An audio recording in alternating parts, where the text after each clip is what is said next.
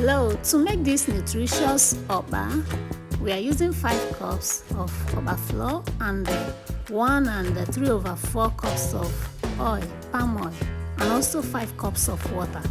I have to mix the okpa thoroughly with the palm oil so that it will be able to come out in a uniform color without separating at the top or being in layers. So we're also using 2.5 teaspoons of salt. It's advisable to use hand to work through it in order to be able to smoothen all the lumps. You can wear your gloves if this okpa you are making it for commercial use. If it's just for your family use, wash your hands properly with salt and water and make use of your hand. So you keep adding water gradually as you mix this. I don't add seasoning cubes in my okpa because I do not see the need. I just add my salt, 2.5 teaspoons of salt.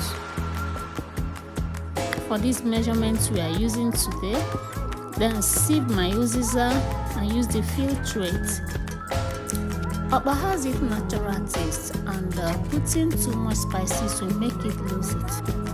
Add your fresh pepper because that's best for okpa. And then I usually make this for the hypertensive and diabetic patients, so I do not see the need to add spices. Keep adding the water and checking with your finger if you do not know the measurement. Don't forget to taste for salt. At this stage we are done. We just have to scoop and put in your nylon or your leaves or your container plate. Just gently place them. But make sure to shake very well when you want to place inside your boiling pot on a heated fire, whether stove, gas, anyone.